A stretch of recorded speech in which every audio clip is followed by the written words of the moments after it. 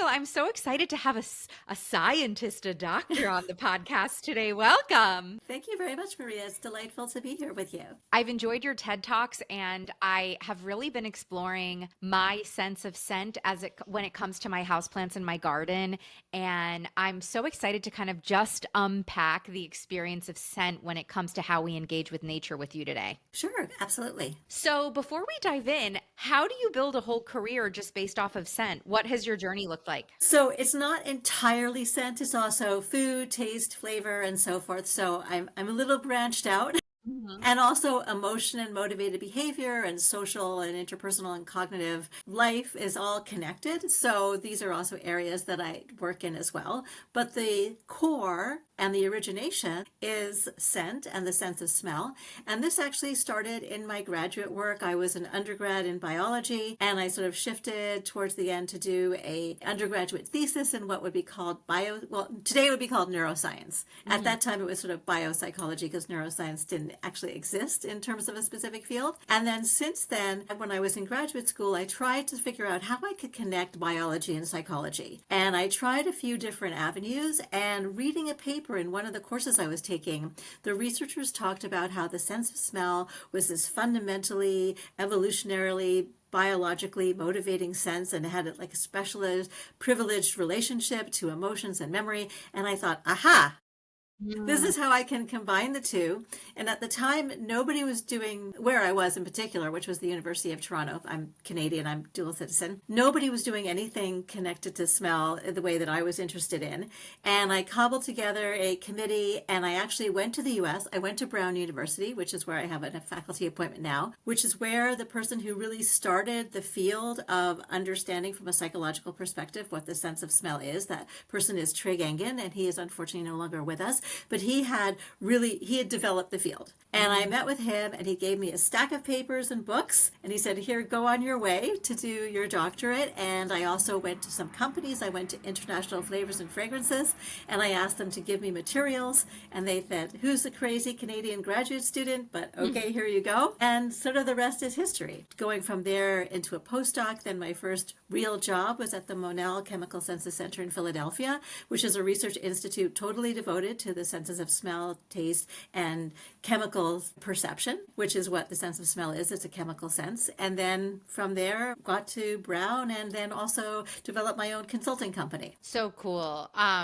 Yeah, I was looking you up into your CV, and I'm like, dang, you've been on a lot of studies. You've published a lot of papers about scent. I mean, particularly all of your research on scent and memory. It is wild how if I smell a specific deodorant, I am immediately transported to my camp that I was in at 14 years old, because that was the only time I used that deodorant. Same if I smell Coco Mademoiselle by Chanel, the perfume. Like, me and all my girlfriends wore that perfume our freshman year of college. So like if I smell that, I am back in my dorm room. So the scent of geranium reminds me of my grandma, because she always grew geraniums on her front porch. It is crazy. When I was doing research for my own book, I don't think I realized how scent is like one of our most powerful senses, particularly when it comes to memory. So can you kind of explain the olfactory system and how it works? Absolutely. And also just picking up what you just said for your listeners and viewers. So something that I actually really recommend to people to do is, if they're going on a special vacation or a trip or doing something kind of unique, that to get a specific perfume that you don't normally wear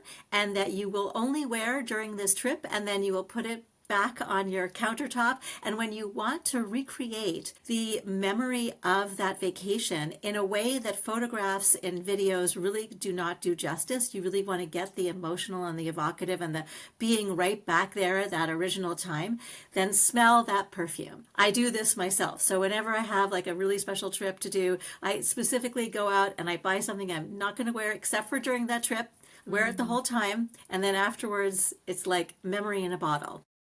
That's So amazing. So this is a little, pro tip for your listeners to do this, to create your own memories when you want to. But the reason why, so the sense of smell, as I already mentioned, is a chemical sense. And just to cut to the chase in terms of why it is so connected to memory and emotion, is that what is referred to as the primary olfactory cortex, that's the part of your brain that's doing the conscious perception of scent, just like you have a specific part of your brain, the primary visual cortex, auditory cortex, and so forth, that's doing the conscious perception of hearing and seeing. Well, the primary olfactory cortex is the conjoined structures of the amygdala and the hippocampus, which are main structures in the limbic system. Now, the amygdala also has a totally other job that it does all the time, which is processing emotion and emotional memory.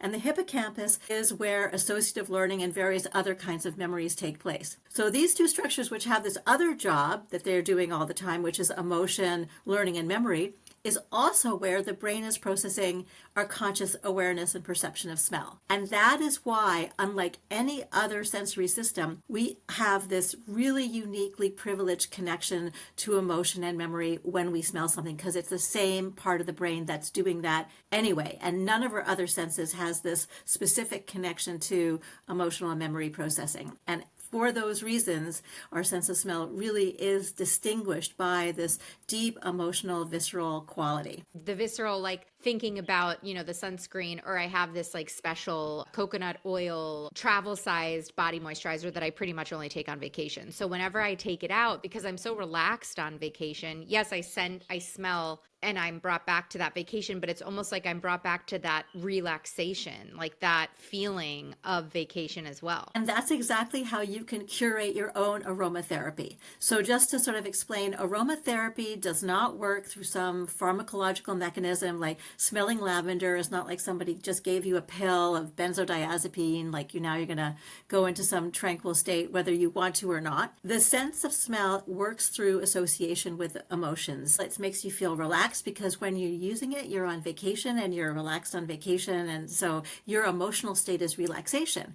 So that is the emotional state that's been connected to that particular scent of coconut oil. And when you smell it again, that is the emotion that comes up. So the way aromatherapy works is the emotions that are connected to the scent when you first experienced it become fixed to that scent. And then when you smell it again, it basically recapitulates the emotion. So the smell becomes a proxy for the emotion. And as soon as you smell it, you feel that emotion. Now, let's just say that you took that coconut oil on like super exciting paragliding or skydiving event that you went to. And so when you would smell that coconut oil, you'd be like, oh my God, like my heart is totally racing. I'm like so adrenaline, it's going out of my mind. That would be because you have that association to that scent. So it's not something that's inherent to the coconut oil.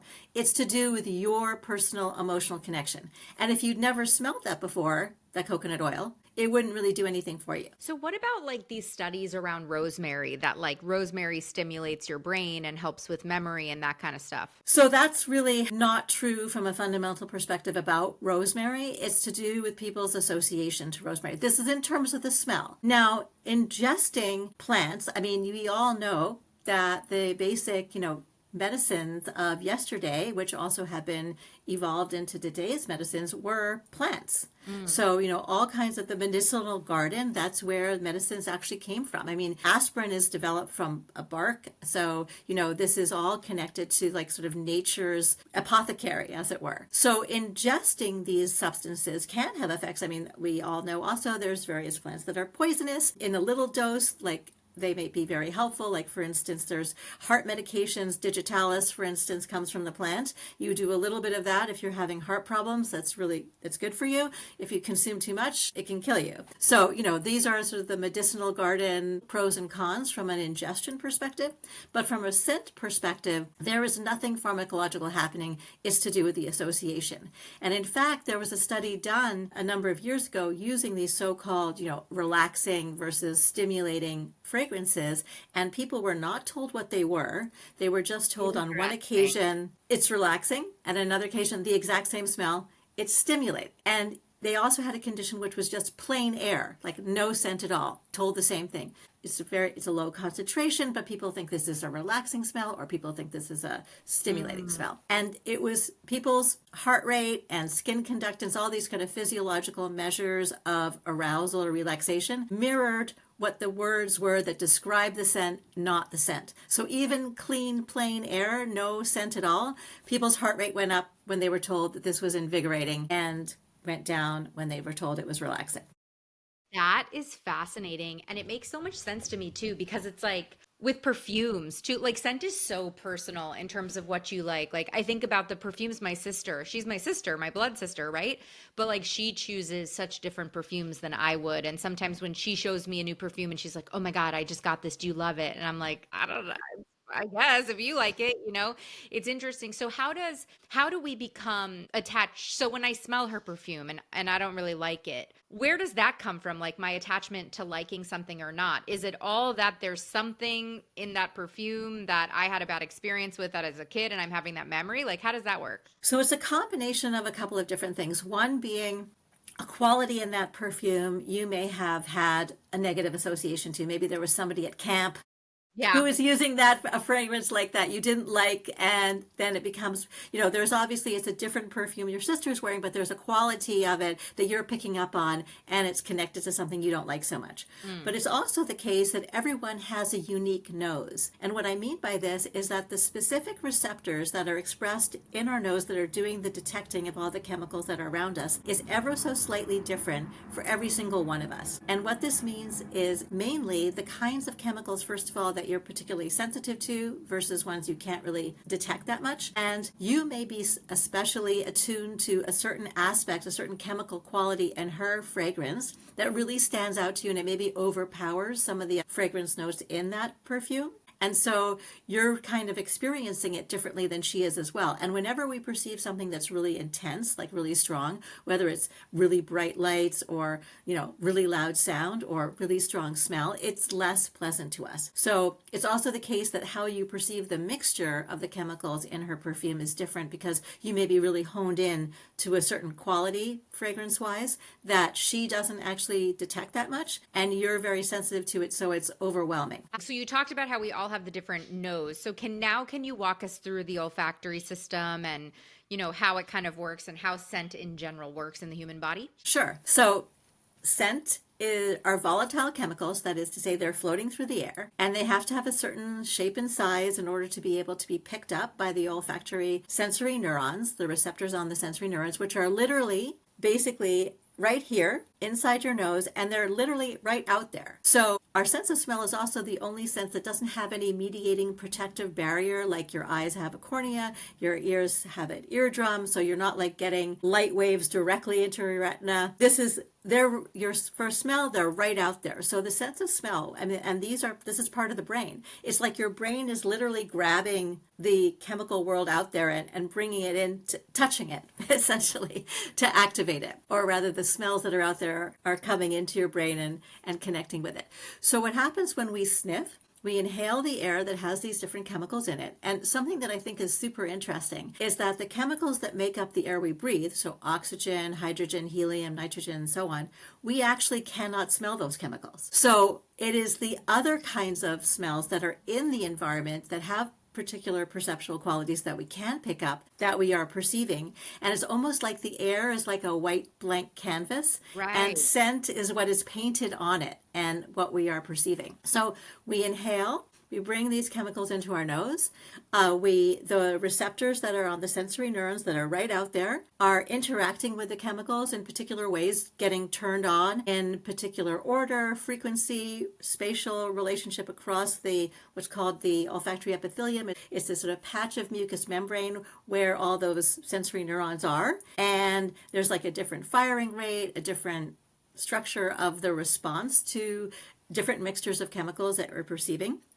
And just so you know, if you are perceiving something like the smell of rose you can get a synthetic rose smell, which is made up of one chemical, phenylethyl alcohol, and it triggers our perception of rose smell. Or you could be smelling the roses from your garden, which are actually made up of over 1,000 different kinds of chemical molecules. And effectively, from a conscious perception perspective, they smell almost identical. And this is because even though you had only one chemical versus 1,000 chemicals, the spatial pattern that is activated by that one chemical versus 1,000 chemicals is basically the same in terms of the interpretation of your brain and what it smells like. So that's a sort of a brief little. So when we smell, you first have that activation right basically here. Then it transmits I'm that. sorry for those listening, you're pointing here. She's Yeah, basically pointing to the top bridge of her nose, right almost where her eyebrows are.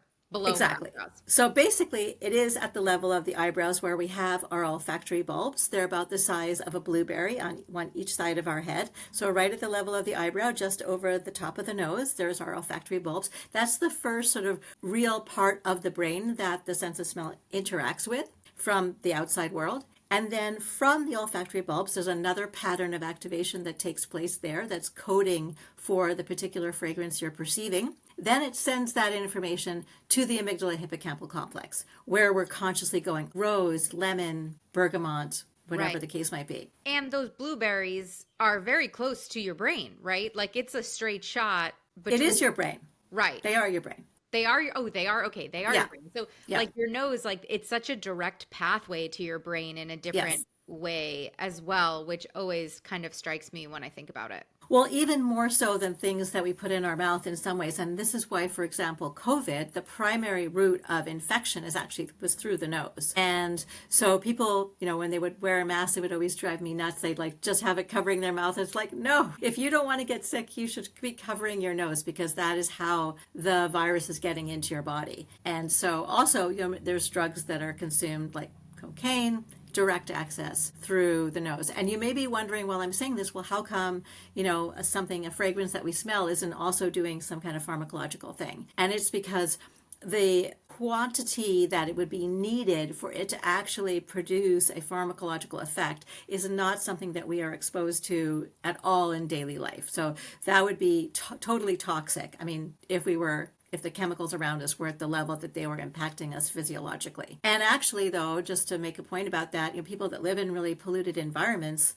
unfortunately, are living in sort of toxic chemical spaces. And one of the things that happens to people who are living in very polluted environments is that they actually start losing their sense of smell. And this is because another thing about the sense of smell is because those sensory neurons are directly exposed to the environment, they get impacted by toxins and so forth that are in our environment, and they get killed off. But the sensory system is actually always regenerating, so it's making new neurons. Now, this is under a healthy sort of condition, but if there's a toxicity in the environment, then those sensory neurons can get killed off and not able to be regenerated, especially if you stay in an environment where there's that sort of toxic aspect where those sensory neurons are being impacted by the pollution chemicals, sort of the dangerous chemicals that are in the air. Wow. So many things I want to ask. I could just jump in and just say one thing. Yeah. So for instance, from a nature perspective, so if you live in nature in a rural setting, your sense of smell is going to be much healthier overall because you're far less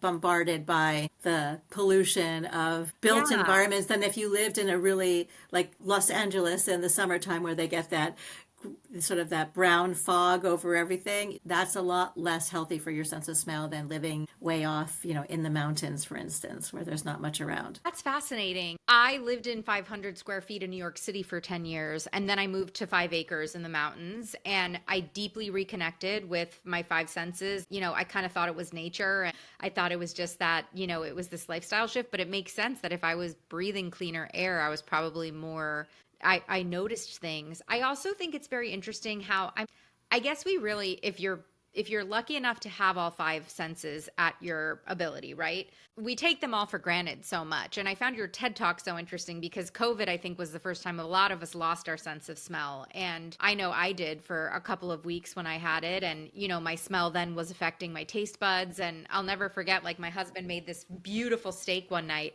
and we both sat there, we both had COVID and we couldn't smell it and we couldn't taste it. And we were just like, what the heck?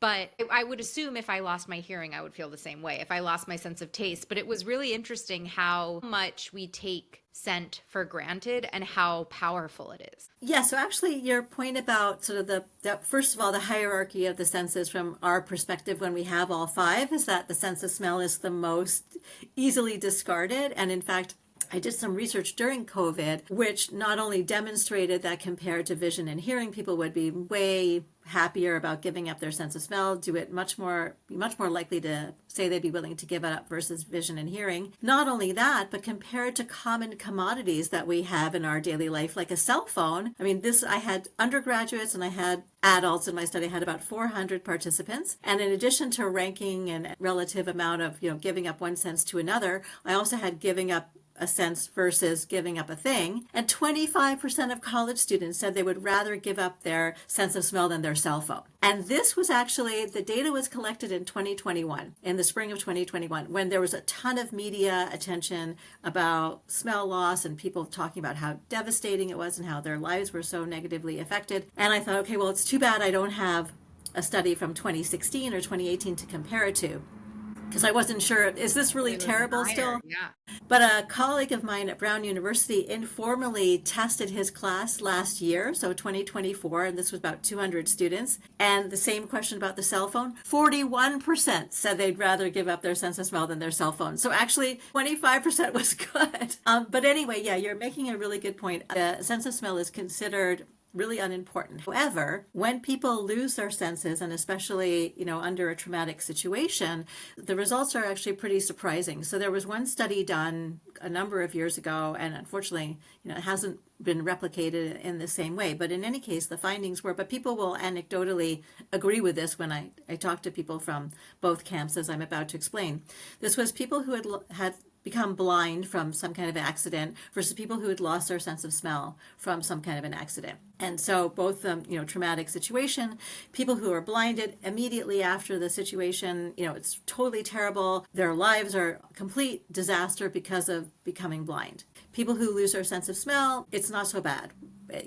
They're going on their daily life. A year later, people who have been blinded are now back to functioning relatively normally and integrating back into their former lives, whereas the people who'd lost their sense of smell were spiraling more and more into negative mental states and depression. And this is actually a real thing because the sense of smell is connected to emotion and memory processing. When one side of that equation is not working, the other side really malfunctions. So very serious clinical depressions can result from people losing their sense of smell. Also, even cognitive functioning, like ability to kind of think clearly. So depending upon what kind of job you have, and not even a job which involves, smell and taste, but a job that may be involving like analytical skills. I was sometimes called as an expert witness for cases where people have lost their sense of smell, and the insurance company is like, oh, who cares? Because actually the American Medical Association ranks losing your sense of smell is worth only between 1% and 5% of your life's net worth versus vision, which is worth 85%. So the person's like, no, this is much worse. And, I spend time with them figuring out how their lives have been affected.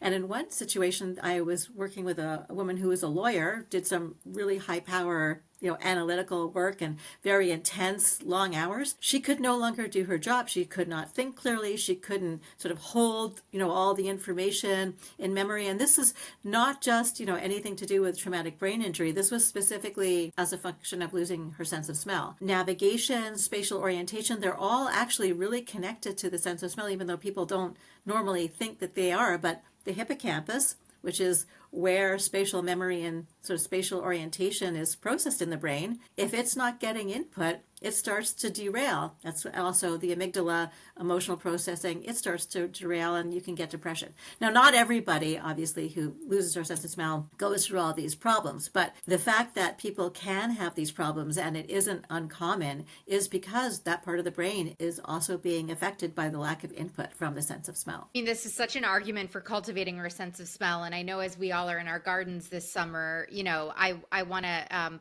not push everyone, but I want to encourage everyone to really cultivate their sense of smell. So what are some natural smells that can be, really positive for us? Like I was fascinated learning about petrichor when I was doing research for my book. That's a scent a lot of us take for granted. It is a scent we don't usually know what it is.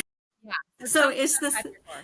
It's the smell of typically like hot pavement after the rain. And what it is all the volatiles that are around in the air get sort of trapped, in that soil, in the pavement, and then are released because it's warm and you have humidity, and smells are volatile organic chemicals. So this all comes up into the air. And many people consider this to be a very positive smell. Now, I also want to make a point that there's no such thing as an inherently great smell or really bad smell. There was a study done a number of years ago where the US military was trying to develop an alternative to tear gas to disband riots, and they were working trying to develop a stink bomb. And one of the smells that they were testing was, I kid you not, US Army latrine odor to see whether or not dispelling that could get everyone to like leave the space. And depending upon where they tested that cross culturally, it did have an impact or it didn't have any impact.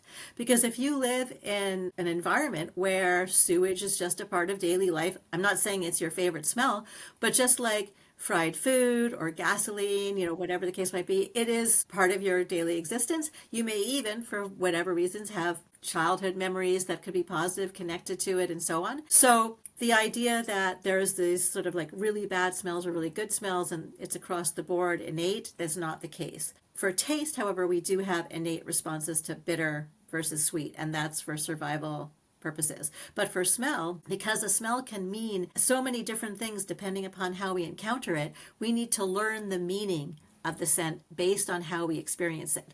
So if that particular scent is connected to those red berries, which you should never get anywhere near because they're toxic, you may find that, oh, that smell is going to be bad. Versus if that scent is connected to beautiful flowers or food and so forth that's going to be beneficial, then you'll learn that it's positive. So it's really dependent upon how we learn the meaning of the scent. And that's because from a species perspective, human beings are generalists. That means that we can exploit any habitat on the planet and we can have any sorts of thing be food and also all kinds of other sorts of things that could be nasty for us. And rather than being hardwired to know, okay, these are good smells, these are bad smells, danger, positive, we have to learn based on the environment what's good and what's bad.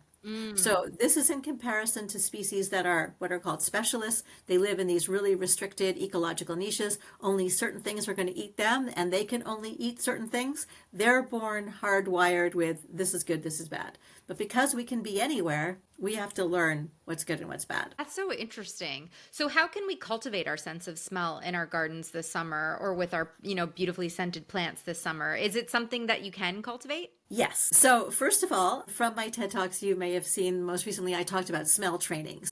Smelling deliberately every day is really good. It's really good for your sense of smell. It increases your ability to smell. And it also is really good for your brain. So especially as we get older, because the sense of smell is so connected to cognition and mental functioning and mental well-being. If you are deliberately sniffing every day, that's really good for you. But the other thing, and it's connected, is just literally paying attention. So the more that you pay attention, sort of in a way, just the more mindfully you are smelling what is around you, the more you can actually smell. So more of your brain is recruited to the act of smelling when you're focused attention on smelling. And then you are smelling more. So paying attention, being in the scent moment is one way to really reap the benefits of the sense of smell in all respects. Yeah, that's beautiful. Yeah, just paying attention and also like monotasking, right? Like when you're pruning, like really take a moment to prune and then smell and then prune, it's like,